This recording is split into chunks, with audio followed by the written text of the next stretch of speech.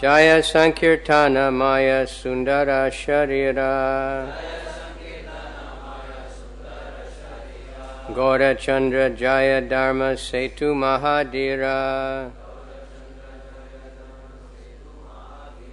Gaura Chandra Jaya Dharma Setu Mahadira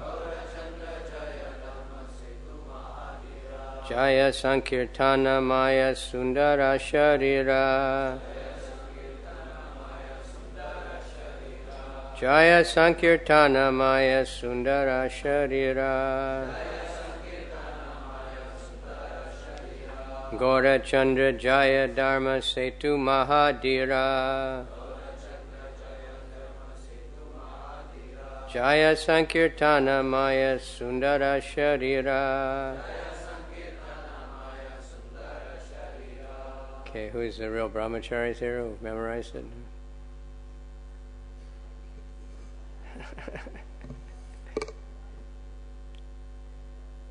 There was no books previous to Kali Yuga because the disciple could hear all day and remember everything for the rest of his life. Nowadays, we don't have that kind of... Generally, we don't have that. We have memory sticks and hard disks and so many other ways to remember things. So this says, all glories to the most sober Gaurachandra, who is the bridge to religion. All glories to his most attractive form, which is the embodiment of the congregational chanting of the holy names. Purport. This is a long purport. This is Bhaktisiddhanta Saraswati Thakur. The word Dharma Setu is explained as follows. There is a great difference between worldly or secular duties and transcendental or spiritual duties. That is why Lord Gaurasundar took the position of the topmost Jagat Guru and became the bridge for worldly pious people to enter Vaikuntha. We find that Gaurasundar was the original propounder of the Achintya Bheda philosophy, which reconciles the differences between the impersonalists and the Vaishnavas. Gaurahari has not introduced any arrangement for entering the kingdom of religiosity by following any principles that are immoral, concocted, or opposed to one's constitutional duties. The Prakrita Sahajya philosophy, based on maintaining irreligiosity and material sense gratification, freely indulged in under the name of religion, are both mundane or worldly. In other words, they are both based on materialistic external knowledge. Lord Gaurahari, the protector of Sanatan Dharma, taught everyone how to cross beyond material considerations and attain the service of Adhokshaja by building a bridge in the form of preaching the congregational chanting of the holy names of Hari. The word Mahadira is explained. Gaurasundar did not follow the path of argument. Rather, he established the path of the Vedas. He did not preach or display the restlessness of mental speculation based on sense gratification like an ordinary karmi. In other words, he did not instruct anyone to achieve temporary, mundane, perishable happiness. To conquer the urges of one's tongue, belly, and genitals is called driti, or self-control, or acceptance of tridanda sannyas. Restless persons devoid of such self-control in the form of controlling the urges of the body, mind, and speech cannot understand anything about the transcendental topics of devotion to Hari. Thus, the devotional service to Hari. Thus, they invite various false arguments through the help of their mundane knowledge. Shri Gaurasundar did not encourage such false arguments. He is most sober and is worshipable by all the sober sannyasis. Although attached householders and the immoral Gauranagaris impudently consider that Gaurasundar was an uncontrolled attached householder engaged in amorous affairs, he is situated far beyond their concocted ideas and is therefore called Mahadira. The word Sankirtanamaya is explained as follows. Although Gaurasundar is himself the Supreme Personality of Godhead, Krishna, he is the personification of chanting the holy names of Krishna. And he has manifested his Gaura pastimes in the role of a Mahabhagavat. He is the Supreme Brahman and the personification of worshipable sound in the sacrifice of chanting the holy names. Om Gyana Timirandasya Gyananjana Shalakaya Chakshura Militan Yena Tasmai Shri Gurave Namaha Shri Chaitanya Manobhistam Stapitam Yena Bhutale Swayam Rupa Kadamayam Dadati Swapadantikam Vandeham Shri Guru Shri Yuta Padakamalam Shri Gurun Vaishnavamscha Shri Rupam Sajajatam Sahagana Raghunathan Vitam Tam Sajivam Sadvaitam Savadutam Parijana Sahita Krishna Chaitanya Devam Shri Shri Radha Krishna Padan Sahagana Lalita Shri Vishakan Vitamscha Nama Om Vishnu Padaya Krishna Prastaya Bhutale Shrimati Bhaktivedanta Swami Iti Namane Namaste Saraswati Deve Gauravani Pracharane Nirvisesha Shunyavadi Paschatya Desatarane Vanchakalpa Tarubhyascha Kripa Sindhubhyevacha Patitanam Pavanebhyo Vaishnavebhyo Namo. That is the important link. We're chanting these prayers to the Parampara. Actually, the Vandeham prayer covers everything, without the names. But for us to finally connect, we need to offer respect to all the Vaishnava devotees of Lord, the present devotees, who are all engaged in the service of Lord Chaitanya's Sankirtan movement. Mukam karoti vachalam, pangam langayate garim, tat kripa tamaham bande, shigurundina tarane. So by the mercy of the Lord, the blind man can see stars in the sky, and a lame man can climb mountains, and a dumb man can speak eloquently. Dumb has different meanings. I guess normally it means deaf and dumb, no, can't hear. But it's also a word that means stupid. That's the way I learned it. You dumb, somebody's dumb, it means they're stupid. Because they can't hear, actually, that means they're stupid. But we want to hear about Krishna. But I found this very interesting, this Dharma Setu. It means the bridge of Dharma. I don't know if we have this topic so strongly in India as it is especially in the good old USA.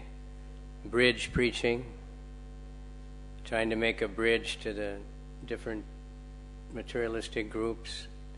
So sometimes that backfires because the devotees try to become too much like those people, so they don't feel they can enter in, like an undercover agent or something. So maybe devotees cross over the bridge and don't come back. Or nobody wants to come, when they know we're on the other side, they don't want to come. So, but here's the real bridge, and it's explained a few times in this purport. Lord Chaitanya is the bridge for pious people to enter Vaikuntha, to enter the spiritual world. And it's said by this spreading of the chanting of the holy name of the Lord. So Lord Chaitanya, of course, he was the greatest philosopher. He was the greatest arguer, but he gave that up. We read in the Jaiva Dharma, that one of the topmost logicians, around Navadvip, and he just heard some of Lord Chaitanya's previous, logical arguments and got attracted. And he was searching, did he ever write any books about logic? If I learned those, then I could really be the champion arguer. And he met, people who some old people had been in the association with Lord Chaitanya. And They said, no, he never wrote anything like that. He only wrote the Shishastak prayers. But then he realized that if he gave it up, then maybe he should check out this bhakti. And then he became a devotee, much to the distress of his family. Everybody was embarrassed. And a few people like that, it'd be so embarrassing that our family's famous logicians, and now father has gone off to be a Vaishnava, and he's just chanting the holy name all the time. But that's what Lord Chaitanya did. And so he taught, of course he did preach, and he like when he talked to Sarvabhauma, he didn't argue with Sarvabhauma, he'd listen to him for a long time, and then he just explained his... But that's just a good example, that Sarvabhauma was the world's champion arguer. So had Chaitanya Mahaprabhu tried to argue with him right off, he would have argued. He would have argued and argued and argued, and never accept defeat. Arguers never, in those days sometimes they did. Like the Digjivai Pandit, that was the system. If you were defeated, you become a disciple of the person who defeated you. Nowadays, no one will admit defeat. They're like, was it Rukmi or Rukma? When Balaram beat him at the dice game, and he said, no, Balaram didn't really win. I won. Even though the voice from heaven said Balaram won, he didn't take it. No, I won. Balaram was cheating or something, trick.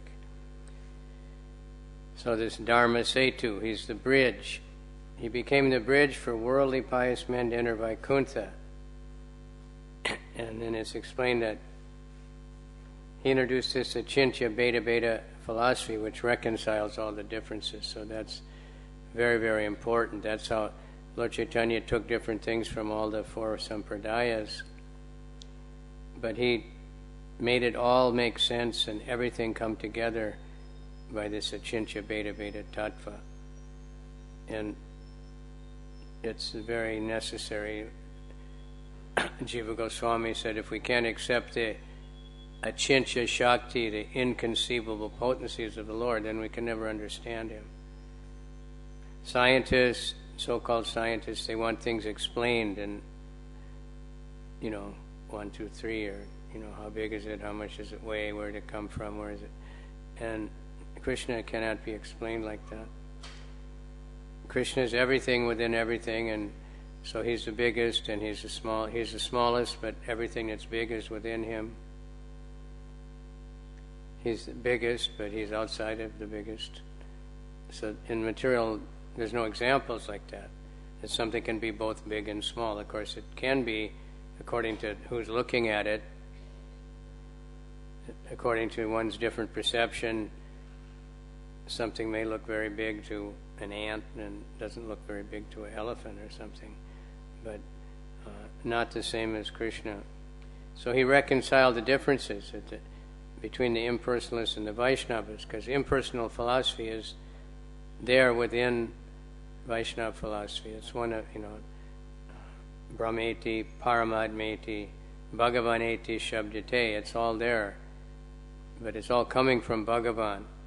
So the Brahman is in the Vaishnava understanding, but it's a small aspect of Bhagavan, the Supreme Person, whereas the Mayavadis take it to be the all in all. There's nothing beyond that.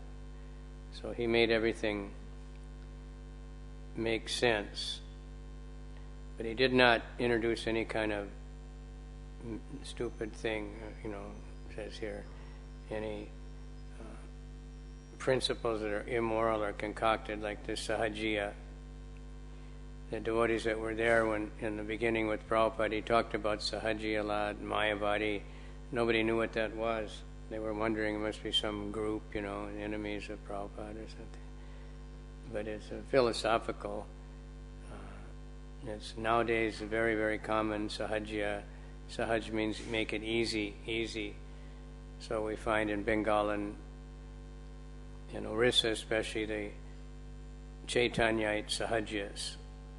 And after the disappearance of Lord Chaitanya, they became very prominent. So people had no respect for Chaitanya followers and for the, because these people were the ones that were making all the noise and all the presentation, and they were madmen and immoral. There's many different kinds of sahajiyas. Sahotra Swami wrote a book and describing their different things they're attached to. Some of them, their sadhana is intoxication and sex and different things. Some of them eat fish. They say, well, Garuda ate fish. Garuda's a Vaishnava. He ate fish. You can say, well, why don't you eat snakes? And also, like Chinese people do. And Bhadrinarayan Prabhu yesterday was talking about an atheist he met on the airplane. I met one too.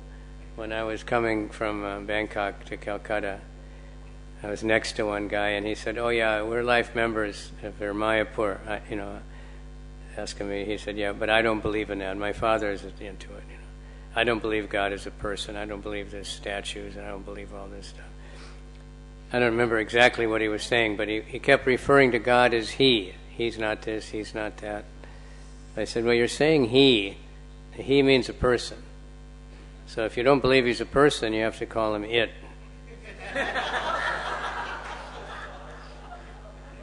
And he got bewildered, but then he agreed. He said, "That's right. If you're going to say God is not a person, why are you calling Him He? He means a person. It's a personal pronoun, isn't it? In English, anyway. In any language, right? In Hindi, you have he and she and him and it. It's personal. It refers to a person." He agreed, and he became very friendly, actually, after that. I didn't condemn him or anything, but he just, they're crazy people. And just because of modern life, I think he said he was Arya Samaj or something. But, he didn't feel comfortable to refer to God as It, but that's what they're talking about. It's something that doesn't exist, or something that nobody knows what it is. So there are many different philosophies. Lord Chaitanya, he taught Sanatana Dharma, and he taught, of course, he preached, and we have his very wonderful preaching, especially, when he talked to Sarvabhauma, but mostly he just told everybody to chant Hare Krishna, and he chanted all the time. He worshipped the deity. He did everything by example. So that's why this says, he's his attractive form, which is the embodiment of the Sankirtan, chanting the holy name of the Lord. His Jaya Sankirtanamaya Sundara Sharira, and we're just reading those prayers, Pranamami, Sachi Sutta Suttam, all the glories and beauties of Lord Chaitanya. And he's always chanting the holy name. And that's what he's known for. And he taught by example. He didn't go around preaching so much, human rights, right?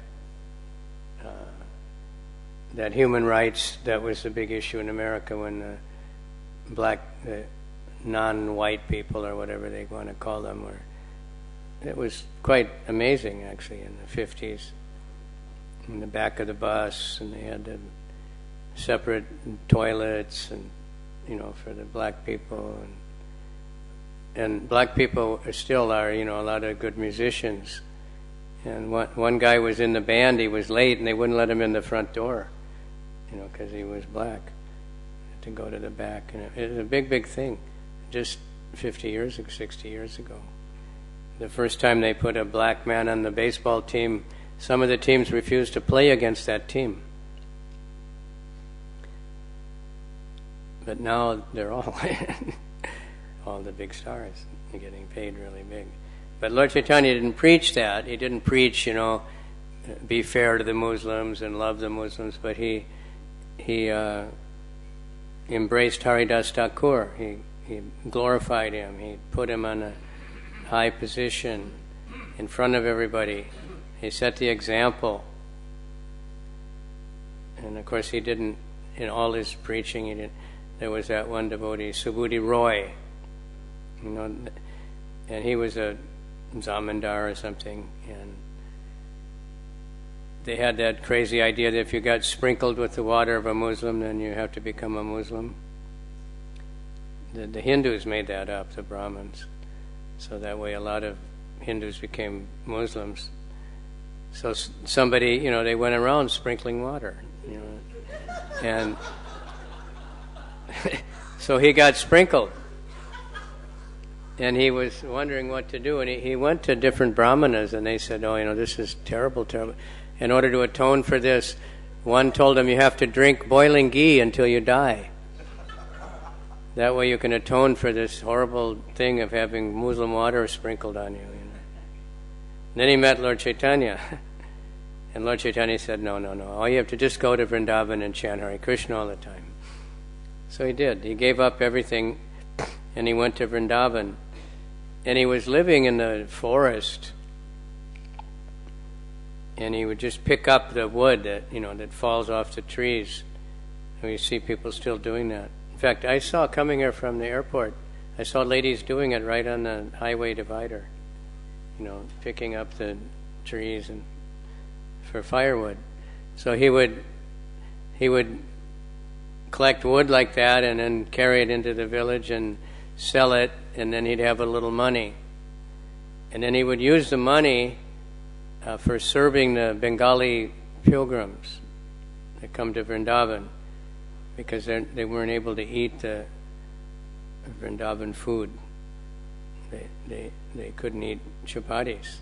In those days, you got whatever grew where you live. So they had rice. And Vrindavan, they didn't have rice. They had chapatis.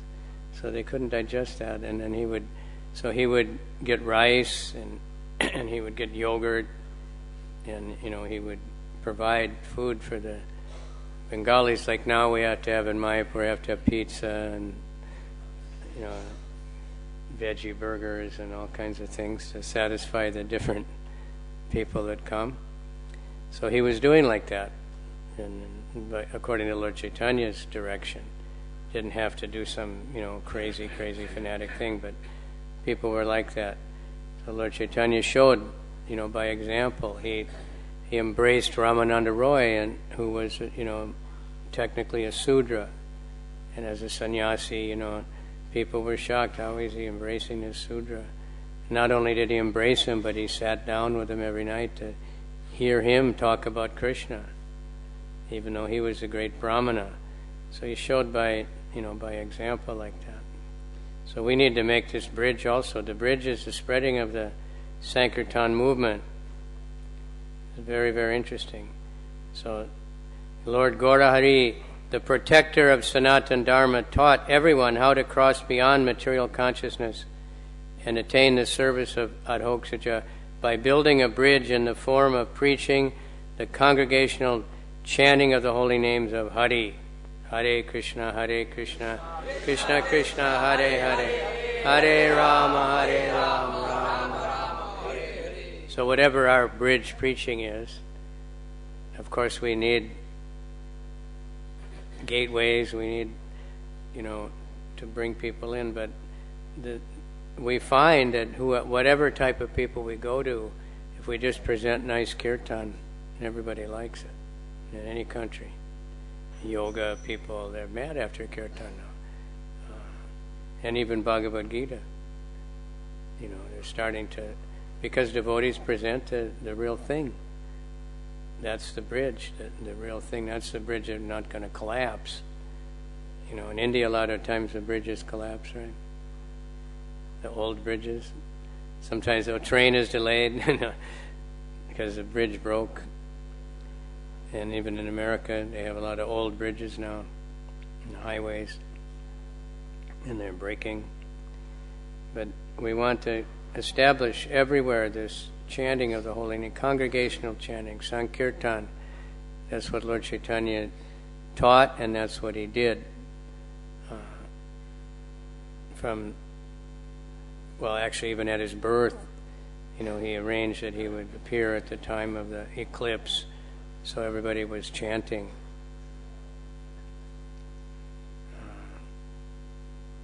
one time in Mayapur, I don't know what year it was eclipse on Gaura Purnima. And we all went to the Ganga at night to chant. And we were all sunk up past our knees in the mud of the Ganga and chanting, and it was quite an interesting experience. But so because it was an eclipse and that's considered inauspicious and people chant for protection, so right away he was, introducing the chanting as part of his life. And then as a child he would cry, and only the time he would stop crying is when the women would chant. And sometimes he wouldn't stop crying, and then they have to chant more. They say, "Come on, we're chanting, why don't you stop crying?" You're not chanting loud enough or something.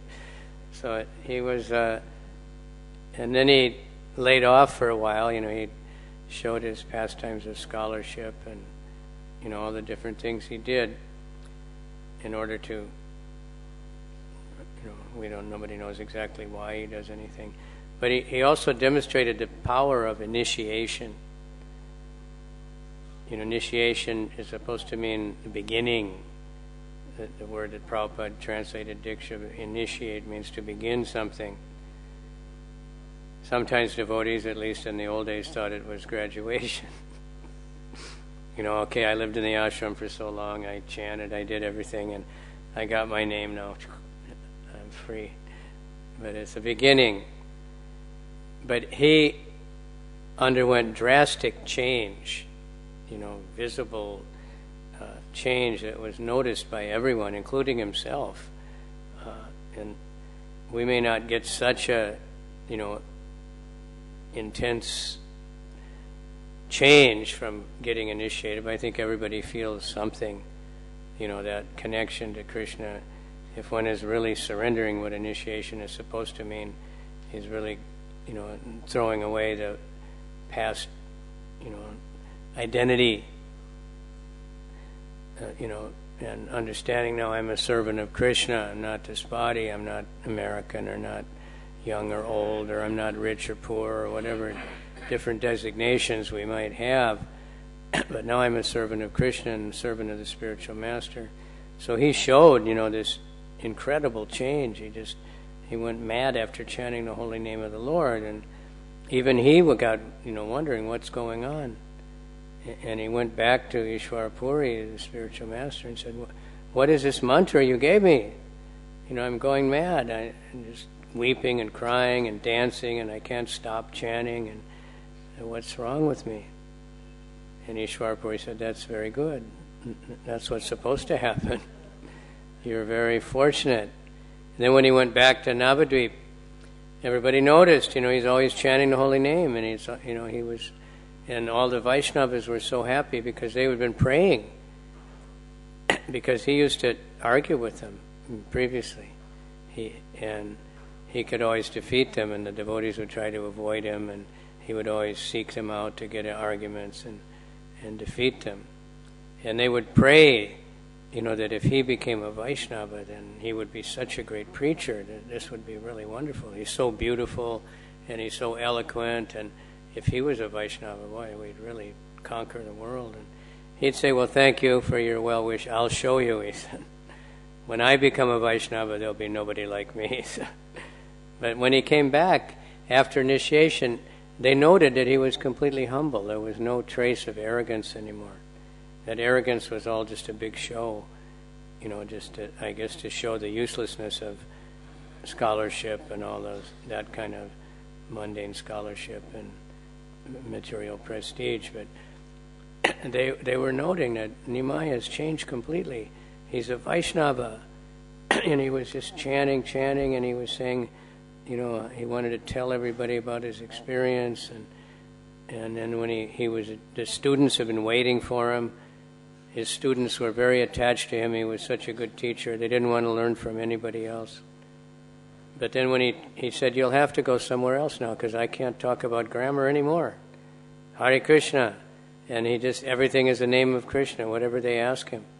"Tell us about this grammar. He'd just say, "It's all names of Krishna." And then he would say, "Am I all right? Did I teach all right?" But the students gradually, they at first they thought he'd gone crazy, and people were saying Mother Sachi got worried. She'd never seen him like that. And at one point, he was crying, "Where is Krishna? Where is Krishna?" And, really in anxiety, like beating his head or something. And Gadadhar, his friend, told him, "Krishna's in your heart, don't worry. He's right." And he said, "I'll get him out." And he started ripping and scratching himself. And Gadadhar somehow calmed him down. And then Sachimata said, "You have to stay with my son all the time, because you can keep him down." Some were saying you have to tie him in the bed, tie him so he doesn't hurt himself, and put some kind of oil on his head to cool it down. He's got a air problem, vayu, some kind of disturbance in the life airs. One time he even went to Srivas. He said, "People are saying I have some disturbance in the life airs. What do you think?" Srivas said, "I wish I had that. I wish I had the same problem, of this madness, this ecstatic love for God." So then, everybody was so happy. All the Vaishnavas were so happy. And he just threw away all his books and all his scholarship. So he showed in a very, very, dramatic way the effects of initiation, and he took it very, very seriously. Took the order of his spiritual master. Even though he was the greatest scholar, he told him, you're a fool and you can't study Vedanta. Just chant the holy name. Hare Krishna, Krishna Krishna, Hare Hare, Hare Rama, Rama Rama, Hare Hare. And he did it. He just chanted the holy name. And when the Prakasananda, and they asked him, "Why are you just chanting all the time? Why are you bavuka, hanging around with sentimentalist fools and just singing and dancing? You're a sannyasi. You should be studying Vedanta." That's what some of them do. You're not supposed to dance. That's really condemned. Like in Thailand, the Buddhist monks also, they're not supposed to do anything with their body practically. Of course, they do all kinds of things, but dancing and singing is, it seems very crazy. But all over the world, in Japan, there's a group of Buddhists that ecstatic dancing is their sadhana. So they take up different things. They learn from Lord Chaitanya. Different people learn different things. Lord Chaitanya's appearance was at an interesting time in the world history. 1400 and what? 96 or something? 86. So did you ever, Columbus? Oh, Even in India, study about Columbus. Columbus Day. In 1492, Columbus sailed the ocean blue. And what was he looking for? He was looking for India. He had the idea that if you go across the ocean, you'll get to India, which is true if he wouldn't, but you have to go all the way around South America and everything, and Africa. So he hit North America, and that place is still called the West Indies. And the American natives are called Indians because he thought he was in India. He'd never been there, so he didn't know what it was. So had he found India, it would have been another world, right? Because Lord Chaitanya's movement was happening shortly after that. Instead, he founded the modern America, but then Prabhupada took the Americans to India and spread Lord Chaitanya's movement. And Prabhupada did by unlimited preaching and by his books, but his example was perfect also. And George Harrison said, Prabhupada said to chant Hare Krishna, and he was always chanting Hare Krishna. So he took it very seriously. And he saw the devotees in London, and you know what Prabhupada said about London, right? Yeah. The reporter said, "Swamiji, do devotees ever go to hell?" And Prabhupada said, "Isn't London hell?" So the next day the headline was, "Swami says London is hell." But the and the weather, it's, you never know what, it'll be sunny, and then you go out, and 10 minutes later it's raining, and then it gets cold, and it gets sunny again, and it's just totally insane. And it's changing a little bit now with the different things, but long time you never see the sunshine, you know. That's why the British said only a mad dog and an Englishman will go out in the noonday sun. Because the Englishmen in India, they would go out, wow, the sun, they'd never seen it before, so they wanted to go out. It's a great opportunity.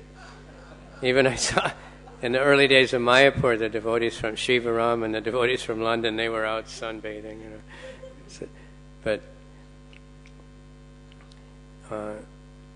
devotees, they go everywhere to preach. So Prabhupada, he went everywhere and he taught. And then George Harrison, he saw that Prabhupada was always chanting. He also saw that the devotees, no matter what, they went out on Harinam. Raining, cold, hot, no matter what the weather was, every day they were going out. And he admired that very much. He saw they practiced what they preach. So the example is the most important thing. St. Francis said you should always be preaching, and sometimes you might have to talk. And you should walk somewhere to preach, but your walking should be your preaching. So, very, very intelligent, ideas. The example is better than precept. And just, talking, and we get that there's modern preachers in America, so-called Christians, they'll actually say, don't do like I do. Do what I say. And parents do that. At least my mother did. She smoked, and she knew it was bad, and she tried so hard to tell me don't smoke. But, in the meantime, she's smoking. It doesn't have any power, any effect. So if devotees are practicing what we preach, if we're just practicing, people will see that. They'll be impressed, even if we don't preach very much. So here, to conquer the urges of the tongue, belly, and genitals is called driti. Vachu vegam, manasakroda vegam, jiva vegam, udarapasta vegam. I think Badri was quoting that one yesterday. Yo visaheta, dhiran. Then one can preach all over the world.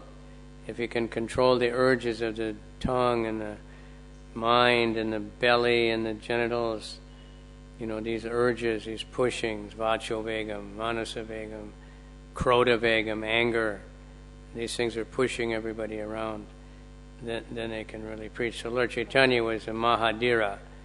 He was completely self-controlled, undisturbed by anything.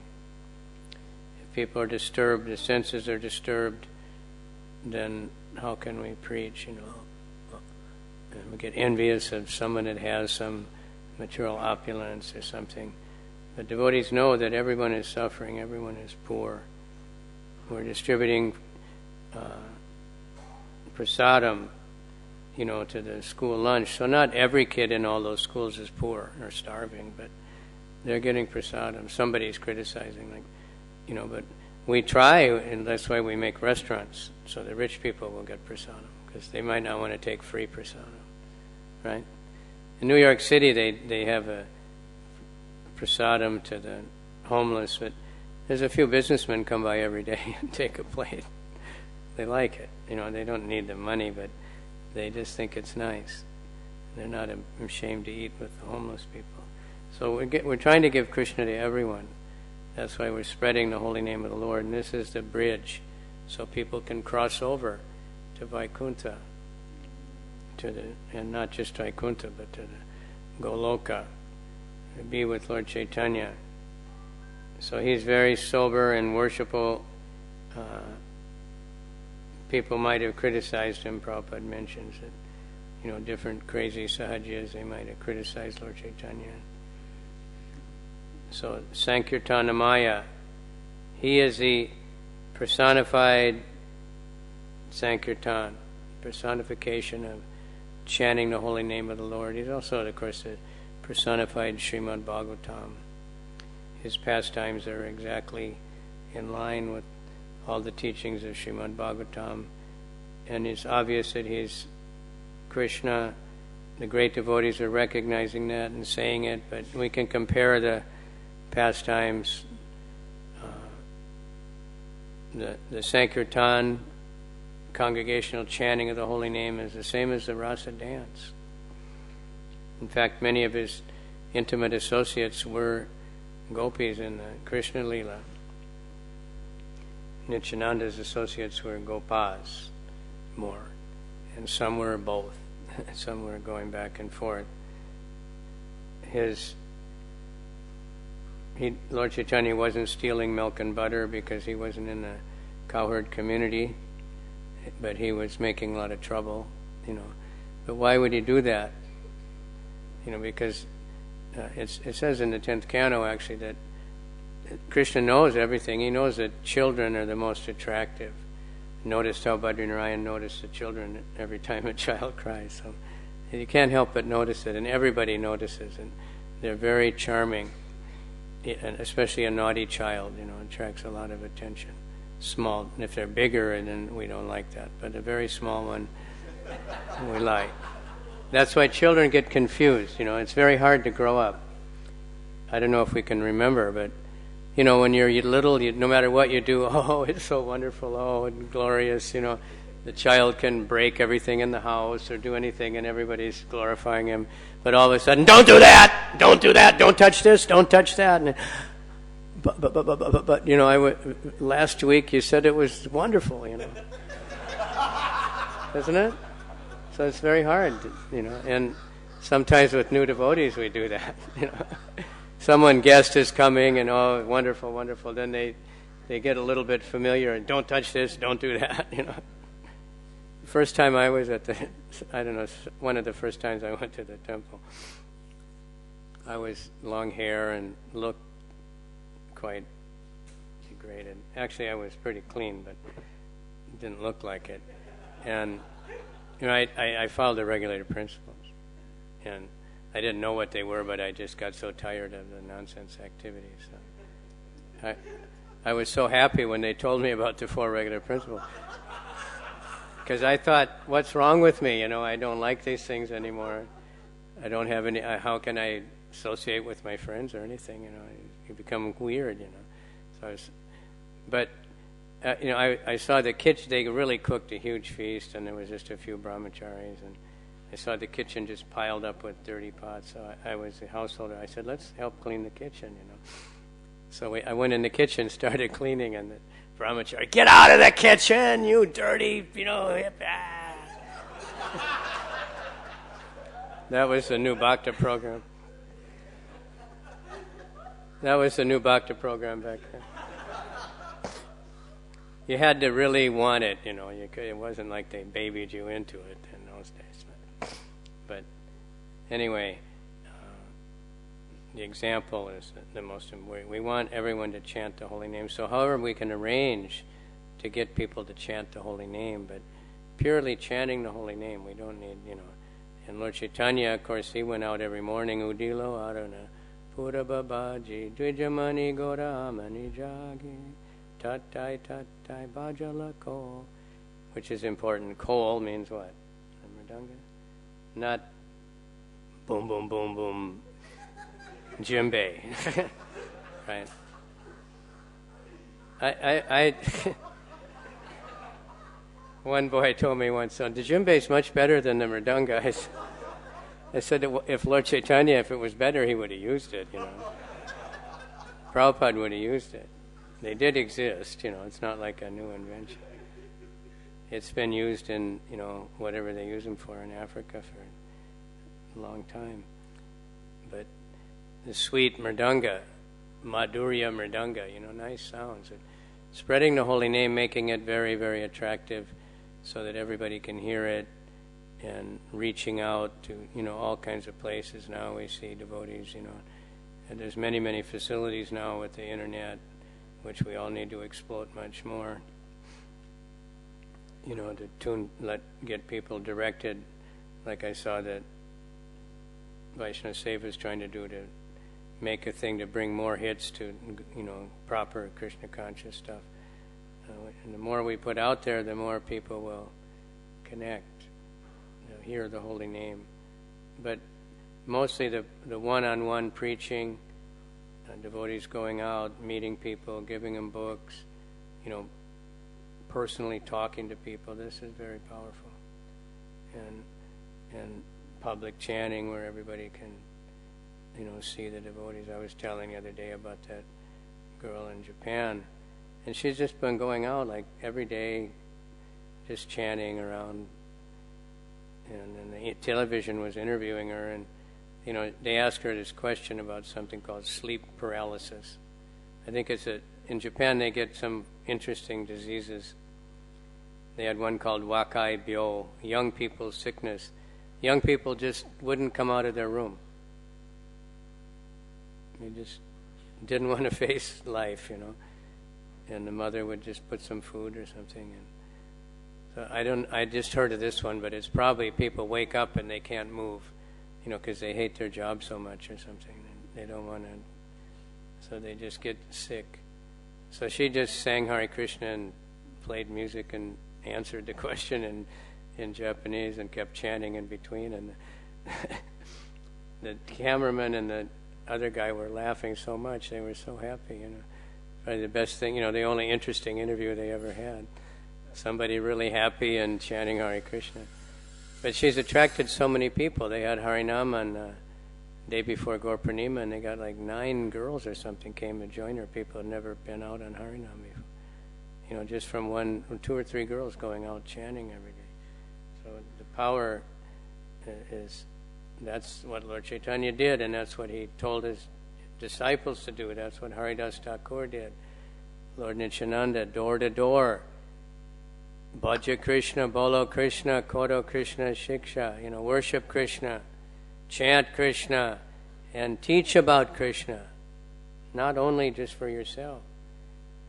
And he told everybody, that's all I'm asking. Just chant Hare Krishna, Krishna Krishna, Hare Hare, Hare Rama, Rama Rama. That's the only donation I'm asking, the only charity I want. I don't want money, I don't want anything else. Just chant the holy name.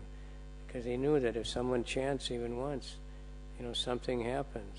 Kuch kuch kote hai. Right? Something happens, if you chant Hare Krishna, and you can't really explain it. That's why we tell people, do it. Just chant. We can't explain exactly. We can say so much about the glories of the holy name, and even Krishnadas Kaviraj said there's so many slokas glorifying the holy name that, and I'm trying to find that verse. If somebody can find it, I'd be happy. But he actually says that the book would become too big if I put everything in there. That all the different glorification of the holy name is just so unlimited. And so it's an offense to think it's an exaggeration or it's imagination. People will think, well, you just say that, just like, everybody advertises their goods. We see so many advertisements for different things that everybody knows are no good, but, they make them sound really good. Like, you really have to have this. That's advertising. Maybe some of you studied advertising. We needed more advertising. We need to advertise the holy name, but advertising that was declared long ago by one of the leading businessmen that advertising is to make people buy things that they don't need with money they don't have. Because now you can borrow money, right? And you can buy whatever you want.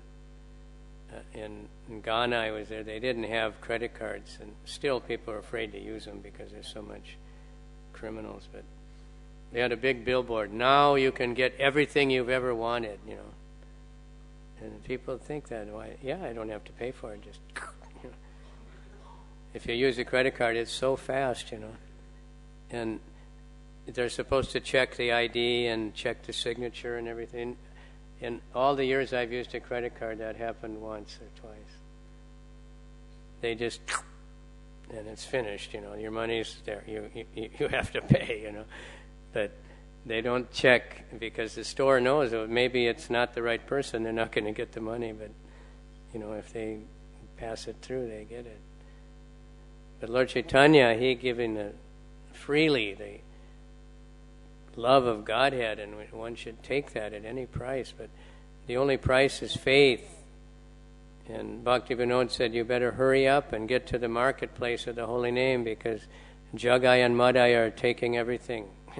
They're taking all the nectar.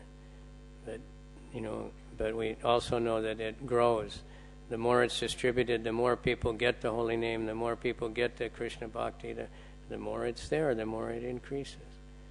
So that's Lord Chaitanya, that's the bridge preaching. I was very happy to find this, because get a lot of people talking, we need, Prabhupada's books or not. We can't give out his books, we have to have bridge books, something that's in between.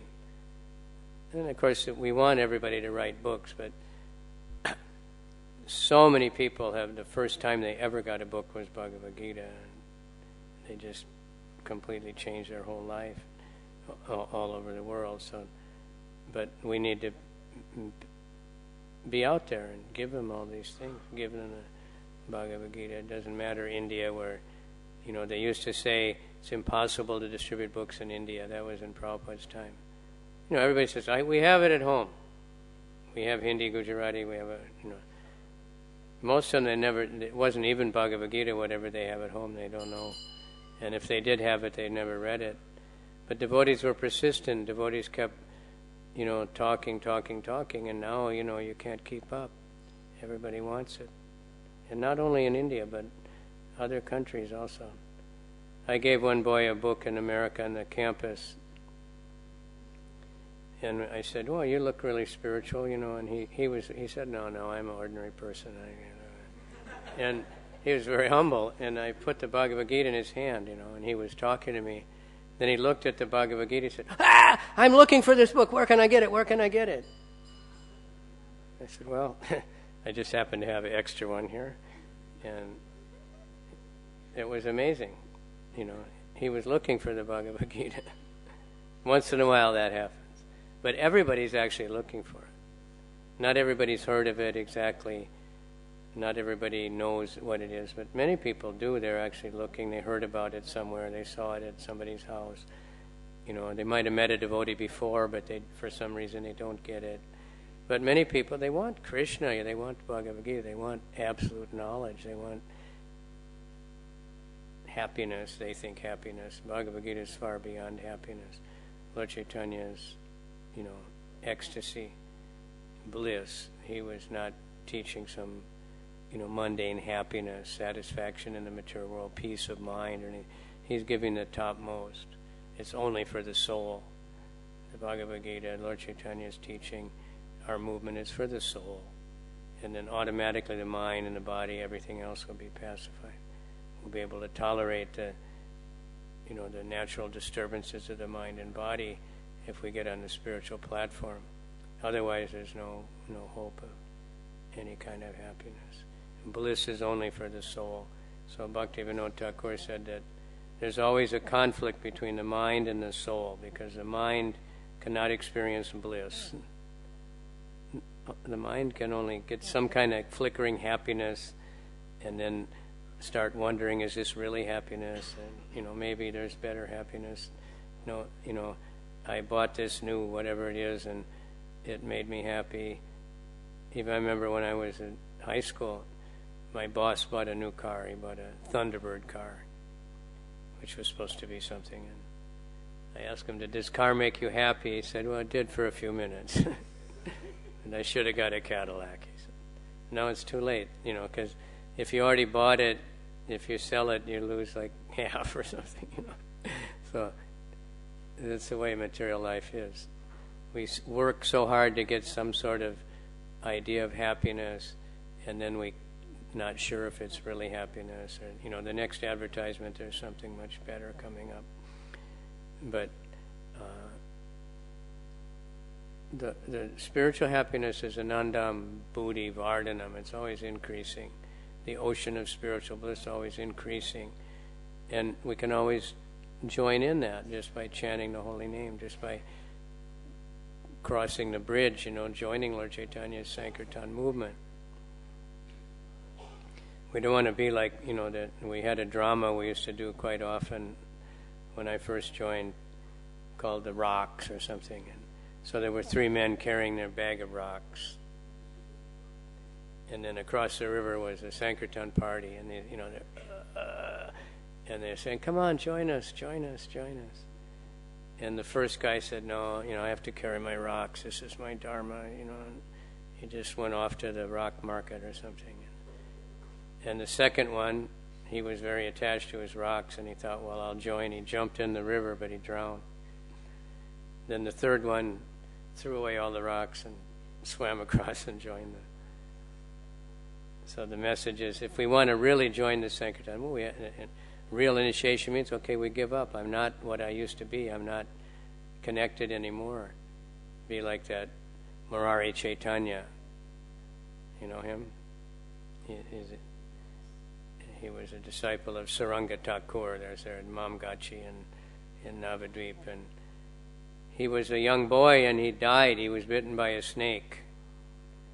So they didn't cremate young boys. They would float them on a bamboo raft or a banana tree raft or something down the river. Some say they were hoping a snake charmer might, fix him. But that's what they did with the bodies of the young boys. And then there was this Saranga Thakur, a great devotee of Lord Chaitanya. And Lord Chaitanya was always telling him, "You should be taking disciples." And he said, no, I don't want to. Finally he agreed. He said, "All right, the next person I meet, I'll initiate that person." So he was taking his bath in the morning, early morning, and this dead body bumped into him, and he just put his foot on or something and said, "Chant Hare Krishna," and the boy came back to life. And, naturally became very attached to his guru. So the parents heard that their boy came back to life. They came to say, "Oh, we're your parents, come back with us." He said, "No, you threw me down the river, he's my father now." And he stayed there, and he was completely transcendental. He had absolutely no fear of death. He would go and slap tigers, play with them. So I think even ride a tiger, scare everybody. Sometimes he'd just go underwater for a few days. He's already been dead, he didn't have to worry. But the point is, he gave up everything. He gave up his previous identity completely at the point of initiation. Lord Chaitanya too. He didn't forget his mother. But he became a completely different person. He gave up all his education and all his, whatever, his position in society and everything. He simply chant the holy name, Hare Krishna, Hare Krishna, Krishna Krishna, Hare Hare, Hare Rama, Hare Rama. So yesterday was a very good day of Katha. I was ill and I was trying to tune in upstairs, but it wouldn't tune in very good. I felt bad. I didn't know there was a radio, but a very good day with so much katha and so many devotees hearing the holy name. Today there's a little more, right? Holy and drama. I think Lord Chaitanya did holy also. Did he? With his friends? No, I don't know that. He did other things, but so Badrinarayan ended yesterday asking everyone to buy a full set of Chaitanya Charitamrita. I tried that once in Los Angeles. Somebody bought one. Of course, many devotees have it already. But we do have it. We should be reading it regularly. I said in the beginning, it was the only solace of Bhaktisiddhanta towards the end of his life was reading Chaitanya Charitamrita. And Prabhupada on the ship, and it was not an easy time on the ship, even though he had a nice cabin and everything. Physically it was very hard for him, and his only solace was the Chaitanya Charitamrita. So it's a very, very important book, and everything is there. The perfect behavior of Lord Chaitanya and all the devotees, perfect philosophy, in the perfect inclusion. Kirtaniya Sadahari, that was Lord Chaitanya's, final chapter is a Shishastic prayer. Lord Chaitanya's ecstatic, commentary on the Kirtaniya. Trinadapi Sunichena Tadораpi Sishana. Amani Namanadena Kirtaniya. More tolerant than a tree. I was walking in Mayapur behind over by the Jalangi, and I saw one tree, and so many people had cut their name in that tree, cut their initials in there and put drawings, and I thought, trees have to tolerate that. They have to tolerate so many things. Can't complain. Just think if somebody came up to you and carved their name, there'd be torture. They'd be arrested, But the tree has to tolerate that. Someone wrote from America, it was a big storm, and they could hear the trees breaking from the weight of the ice on the trees. They just have to stand there, and they get so buried in ice and snow, and then branches just crash to the ground. And then a few days later it was hot. And then a few weeks later it's really hot. They have to stand out in the sun, the ones that didn't break completely. They'll be more tolerant than a tree and lower than humble than a blade of grass. If people step on the grass, it just comes back up. And offer all respects to others and don't expect anything in return. I see a lot of quotes from Radha-Damodara Swami, and he's just saying that in many different ways. We have to be humble. That's what Lord Chaitanya likes. And that's when we can chant all the time. Offering all respect to others. Not expecting anything. Not looking for any honor in the material world. We might get honored, if you surrender to Krishna, serve Krishna, you'll be honored. But not caring for that. Giving all credit to Krishna. Okay, thank you very much. Not too much overtime. Any question? Or is today holiday also? Today holy? Is today the holy day or the colors day for the public? Today.